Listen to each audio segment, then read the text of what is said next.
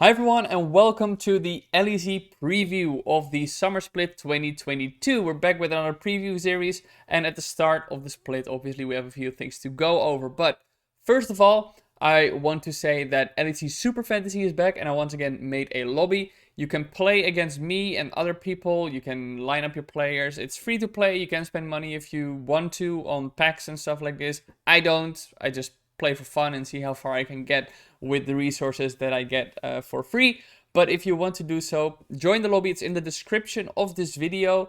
At this point in time, I think there are already like 43 people in the lobby. I didn't check again this morning, but there's quite some people in there. The lobby is named EU over NA. I wasn't feeling very creative with puns this time around, so I thought, fuck it, let's just take a dunk on NA whenever we can. In memory of MSI as well. So if you'd like to do that, please join. It would be a lot of fun. And on my LEC preview videos, I will also highlight the top 10 heading into every week of my lobby. Then second of all, as you may have seen on this channel, I've uploaded a new show. It's called Best in the West, which I'm recording together with Veteran. We did our tier list episode for players. And this is a new format. Now, we talk about the format and how it's all going to develop in the video itself. I've also spoken a bit about it on Twitter, but I want to say that I've seen the feedback about the audio issues. Well, not audio issues, that it was a bit too faint. So for the next Best in the West episode, I will be manually increasing the audio level, so you won't have to put your speakers on blast and then whenever Windows gets a notification, blow your ears out. So thank you very much for that feedback. Now, going into the preview, obviously we have to do a team tier list first because that's what I'm going to base a lot of my predictions on at the start here. And I also want to say that even though I might have some teams high in the list ultimately, because it's what I think the top 10 is going to look like at the end of the split, at the end of the summer split when we've crowned our champions, it doesn't necessarily mean that all these teams are going to perform very well early on. I think, for example, teams with new players will need some time to find their footing to get going, whereas teams that haven't changed anything have an advantage because all they need to do is adjust to the meta when they've already found how to play together better in the spring split, if everything goes according to plan, of course. So without further ado, I'm going to pull up my team tier list here, and I'll go top to bottom talking about the teams. I think G2 is going to have a slow start because they had MSI. They've only started scrimming this week. I spoke about this in an interview with Dylan Falco, which you can find on Invent Global, that even though they had a bit of a break and they only started this week with scrims, I still expect them to be clutch and to go for it. This is a team that's very hungry and doesn't want to rest as much. But I still think they will have a bit of a slower start. And in the end, I predict them to reach the finals again. I just think that this team is too clutch, as I said, right? We saw them rise to the occasion when it mattered, and I have no reason to doubt them this time around, especially compared to the LEC teams. Then Fnatic, also in S tier, as you'll see, I think Fnatic compared to the spring split is going to have a much better split, because in the spring split, you had all these big personalities, a lot of veterans with a lot of ideas about the game. Wunder, Humanoid, Upset, Hillesang, and then Razork was also like, he had his own identity on Misfits where he was the hard carry. And that all needed to be crammed together and found out how to play together now. I do think that this time around, after a spring split like that, you're going to have a better understanding of how they want to play. As Hillesang said in an interview with me, it was Humanoid who was taking the team by the hand every week and saying, okay, this is where you need to be at this point in time. And those philosophies take time to sink in. It takes time to get it aligned. I don't think Fnatic is necessarily going to be the best team or something in the regular split, but I do think that in best of 5 scenarios where you have these strategical advantages that you can play out and test more, I think that is where Fnatic is definitely going to shine, and I do expect them actually to battle for the title in the summer finals, and that would be very exciting. Obviously, G2 versus Fnatic for the finals again. Rogue might be a bit of a surprise not to see in S tier, because after all they reached the spring split finals, and they also did super well again in the regular split, as they always do. But I think if you look historically, Rogue will always drop off in summer playoffs. Last year, they barely won against Misfits, 3-2 in the summer split playoffs, which got them the world spot, and then they went 0-3 and 0-3 in the series after, which was obviously very, just terrible, right? They got completely demolished.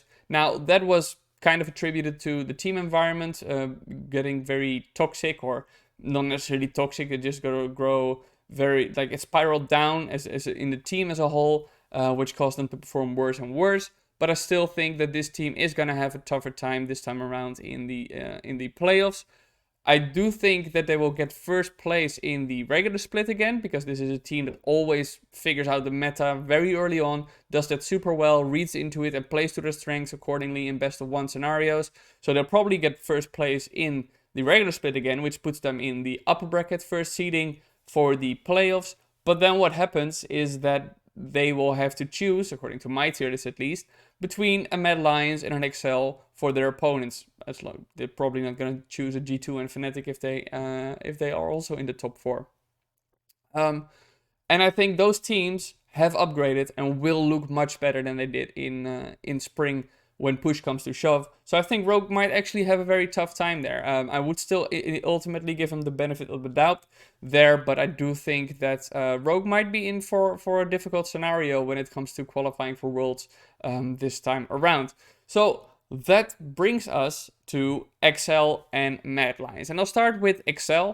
XL obviously made a change in the spring split by benching Advien and instead hiring Mickey X as their support. And I think after a 1 week period where there was some adjustments, you saw gradual improvements in XL.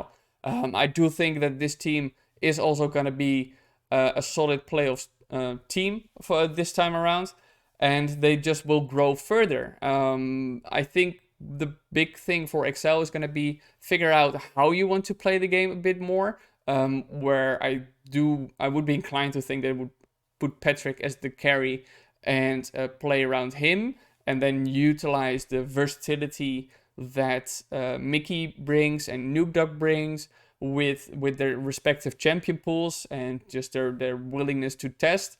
I think Finn, let him play a bit safer. He can sometimes play carries, but I do think that for XL, the formula to success is Patrick is a super talented bot laner. So I think for them, they're just going to figure that out much better in the summer split. They had a boot camp in Korea, which is a very positive sign to see them trying to use every opportunity to get better. So I think overall XL is going to have a much better summer split than spring split, given the growth trajectory and the fact that they just have more time to develop. Mad Lions is a bit of a hotter topic maybe, because Mad Lions made a change of kicking Reeker and instead hiring Niski. Now, Niski, I've said this on Twitter, I've said it in Best in the West as well. He should have been hired for the spring split. It's ridiculous. This guy was the second best mid laner last summer split. The fact that he didn't find a team was ridiculous. I do think for Mad Lions, he's going to fulfill an interesting role, because Mad Lions notoriously lacked the shot calling of Humanoid last split, who went to Fnatic, and that mostly fell on Elyoya, apparently, according to Till Werdeman, who I did an interview with.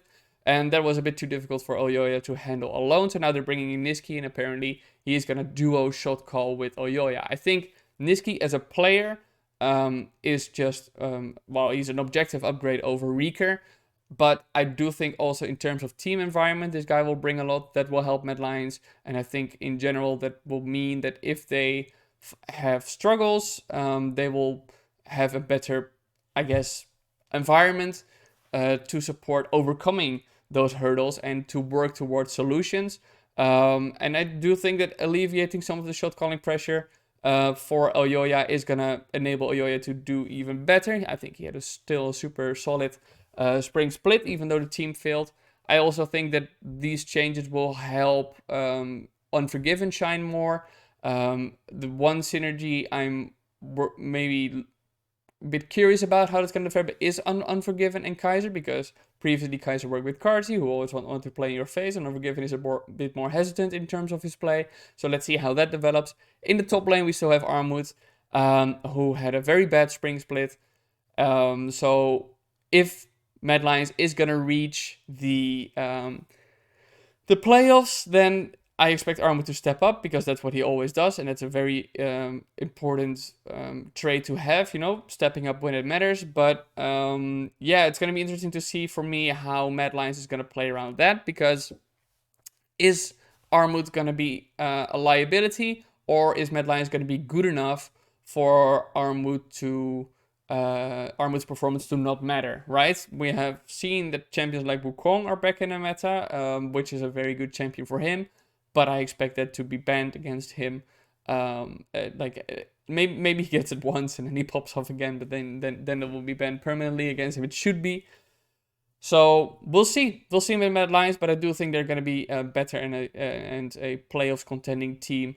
I'm quite certain of that. So then we go to the next tier where we have Vitality and Misfits. And I'll start with Vitality. They kicked Selfmade, obviously, and instead hired Haru from X7, an ERL player who's been a long time veteran, a very successful player as well.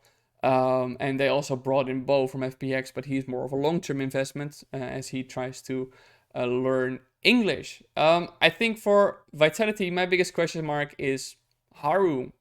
Obviously, what's his role going to be? We saw that the team in spring was very disjointed.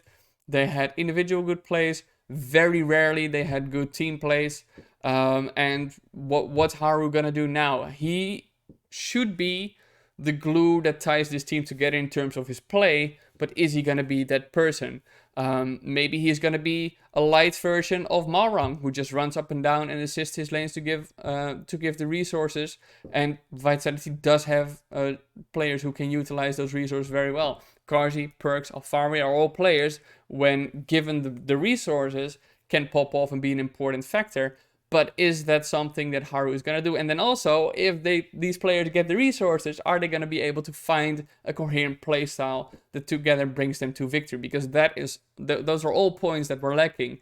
Now, we also have the synergy between Karzi and Labrov, who wanted to play together. They literally said, we've played together before, let's play together again. They were one of the worst bot lane duos we saw in the spring split in terms of going for plays together. They just seemed off. We have Labrov, who had very little synergy with Selfmade as the jungle support, which is such an important duo as well. And now Labrov is going to have to find that synergy again with Haru. So there's a lot to improve on for Vitality. A lot of question marks. And for me, I just can't give them the benefit of the doubt, which is why I feel that I have to put them in a similar spot as for the spring split. I think they're going to be 6th-ish, maybe 5th. There's a possibility I see this team actually failing again, because they will have to build around a new jungler, and then maybe they even miss playoffs. It would obviously be catastrophic given the investment made by this team. But that brings me to Misfits. I think Misfits obviously had a much better split than anybody expected in spring, even than they expected in the regular split. They said this themselves, well, yeah, we never expected to be this high. They were at some points competing, well, like in proximity for getting first place in the standings. And it was mostly off the back of the simple playstyle that they feed all the resources into letting Viteo pop off. And they did this very successfully. Viteo is the best player on that roster. Neon also was a super solid bot laner.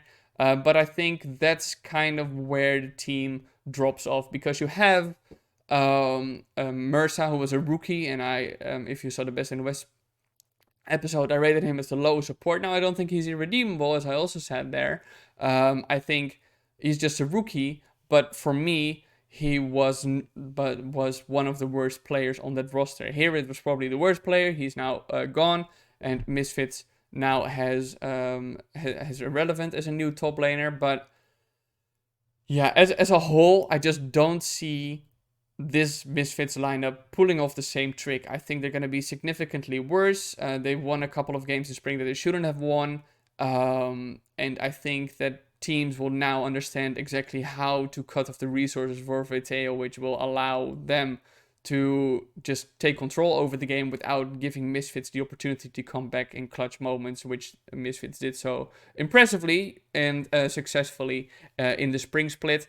So yeah, I maybe I'm wrong. That would be exciting because Zlatan played a lot of Lee Sin, which I don't want to get too stuck on what the meta is going to be, because a new patch might hit and things might change differently, and then everything could be turned around again. But he was focused a lot on Lee Sin, so now he will probably have to find other champions to play and to perform similarly on. And I'm a bit skeptical if that's all gonna work, and that's fine. Zlatan is a rookie, Mercer is a rookie, but all things considered, if I compare them to the other teams, I just don't think Misfits is gonna pack the same punch that they did in the spring split. Astralis is a team I have in the C tier. Now, if you look at Astralis roster, and the performance I had in spring, it's hard to imagine this lineup doing much worse, because they were so notoriously 0-9 at the halfway point in the spring split. Ended up picking up 3 wins altogether in the spring split. So a very disastrous result. I do think that now they have Vizic Chachi, they have Xerxes. They brought in an unknown LCK challenger support player in Jonghoon. I think this lineup is going to have kind of that honeymoon phase where you have Kobe, Xerxes, and Vizic Chachi back together from the Splice days. They feel each other very well, and they have that veteranship and leadership to help somebody like Dajor go along and to integrate Jonghoon. But aside from that honeymoon phase, I would say it's gonna be a bit like a spoiler team. I think that this Astralis lineup, with this throwback lineup, is gonna have some moments where you can see, okay, this is the fundamentals that are still there. This is the experience that shines through, maybe with a wild card factor every now and then from a Dajor or maybe from a Jonghoon. He's completely maybe Jonghoon is gonna be the best support in the LEC, right? That's a possibility. But all things considered, I think they're just gonna pick up a few more wins than before, and this time around maybe be a bit more competitive. BDS and SK Gaming are both in my D tier. I think BDS, sure, they made roster changes, but from my point of view, you're now working with kind of a fresh start. Synkrov is still going to be a very good jungler. I rated him in my top 5 junglers. But Nukeduck and Xmedi, I don't think are going to change a whole lot. The new synergies that you're going to have to find for me is Synkrov and Aggressivo, and Synkrov and Erdote, but those are completely new players to the lineup, so I think that's going to develop again. And I think together with SK, they'll be battling for 9th. And now SK, people seem to forget, because SK didn't finish 10th or 9th, that SK had a terrible start of the spring split for the vast majority. They were absolutely terrible with no team synergy whatsoever. And I think that once they finally came together, it was still kind of eh. The problem I have with this SK lineup is I don't see a lot of room for even more growth. We have Jesu and Treats who already play together, who still perform on kind of a similar level. I think Certus, obviously, he was a rookie, but yeah, is he gonna be able to step up much more in the spring split? I doubt it. Gilius and Genox on the top side of SK's lineup, they just didn't show much in spring altogether. Gilius is a player who can pop off, but I don't think it's going to be consistent enough. So I think SK is going to flatline a lot in their growth.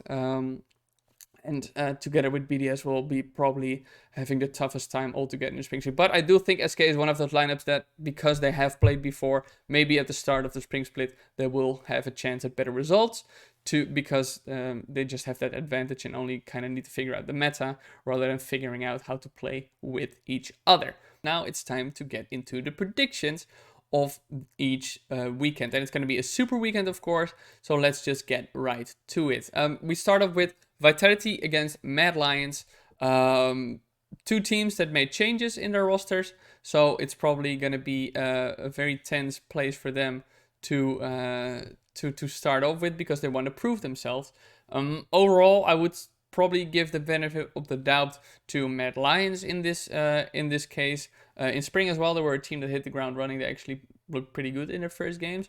And I think that they will want to do something similar this time around. I think Vitality, I laid out the issues that I think the team had. It's going to take them longer to figure out. So I think Mad Lions is going to win that one. SK versus BDS, my bottom teams. I would have to give it to SK this time because, as I said, this team didn't make any changes. BDS did make changes, so that's going to be an advantage for SK where they have the team synergy pinned down better than BDS. But if BDS wants to win, it's going to probably have to be a pop-off performance from Synchro again, who gets one of his laners far ahead, and then BDS snowball through that. So keep an eye out for that if that happens. XL versus Misfits, I give it to XL. I think XL will start off the split pretty well, especially compared to how they started last year or last split.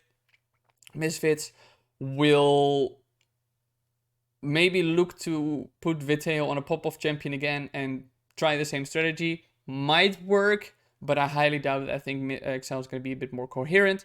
G2 versus Astralis, I give it to G2. And Rogue versus Fnatic is very exciting match to have on this first day, because obviously we're going to have Larssen versus Humanoid, two of the best mid laners that Europe has to offer. We have Fnatic, the super team, who failed in spring, versus Rogue, the team who once again fell short in the spring finals. So that's going to be super exciting for me. Fnatic overall has the better bot lane. Rogue, I would say, has the better top side. But it's going to be close. I do still think I would give it to Rogue because they're very good to at figuring out the meta early on in the split, as I've mentioned before. And I think they will once again do so and abuse their knowledge and their read on the meta to clutch out a victory over Fnatic. But this one is obviously going to be super exciting. And honestly, realistically, could go either way depending on the shape the team show up in. But all things considered, it's going to be for a Rogue for me. Then we go to day number 2. BDS versus Astralis. I think for this one, it's pretty tough to predict. This is one of those cases where, because the meta hasn't been figured out yet in the LEC, Astralis might be able to capitalize on that, because Xerxes likes playing weird picks. So Chachi has these off champions that he can pick, whereas BDS is probably going to be stuck much more to what their read is and of the meta. I think Astralis is going to be able to find some curveballs there, so I'm probably going to give it to Astralis in this first one. SK versus Mad Lions. I think, yeah, it's tough for me to see SK winning this one, just because individual levels of play are basically lower in every role. So I will give that to Mad Lions. Vitality versus Misfits. Those are both teams I have in my fringe, playoffs contender, you know, like competing for that sixth spot in the playoffs together.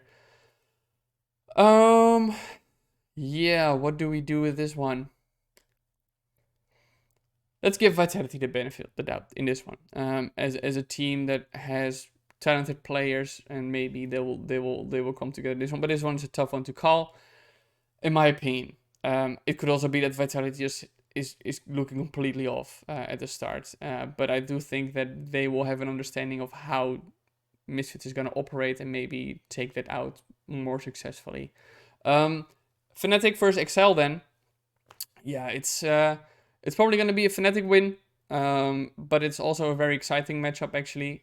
Two teams that I do expect to have improved a lot over the course of the off-season and heading into the summer split.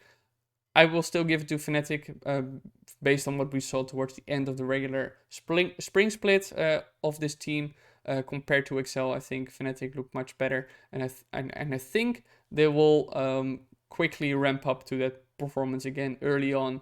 And then maybe drop off a bit later, but we'll see about that. So for now, it's Fnatic. Rogue versus G2, rematch of the spring split finals. Whew. Rogue notoriously managed to beat G2 twice in the regular split in spring, which was a record for them because before that, even though they were always so dominant in the regular splits, G2 was a hurdle they couldn't take. Combined with G2 taking a bit of an easier time in this first week or not being on that peak yet, I think Rogue is going to win this one. But it wouldn't surprise me if this is the game that G2 just goes hard, full focus, and then in future games you will see them drop off a bit just because they want to beat Rogue again. And then we go to Sunday, because it's a super week. We once again have a few pretty exciting games actually. It's going to be Misfits versus Astralis in the first one. I think Misfits is going to win that one because I do think that Astralis is not going to be as successful in cutting off the resources to Veteo or Neon. Even I think can step up very well. Vitality versus BDS, I'll give it to Vitality. Individual power of them is just higher than that of BDS. And even though both teams are going to be looking to find new synergies, I think Vitality will have the better baseline to work with. SK versus Fnatic, I'm going to give it to Fnatic. Very good team. G2 versus Excel then. Gonna be a close one. I wouldn't actually be surprised if Excel wins this. You know what? I'm going to predict that Excel wins this one based on the improvements that I saw from them during the split in spring. And again, combining it with the fact that G2 only started scrimming this week, I think Excel is going to be much better prepared heading into the spring split. So I think they're going to be better at the start. And then we end with Rogue versus Mad Lions, the rivalry of 2021.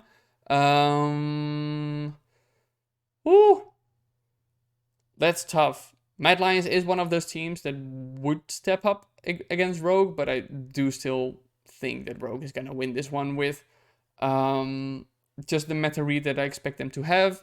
The individuals on that lineup are super consistent overall, whereas Mad Lions is probably going to need a bit more time to figure out how they want to play, especially against opponents like Rogue. So those are my predictions for the opening week of the LEC Summer Split 2022.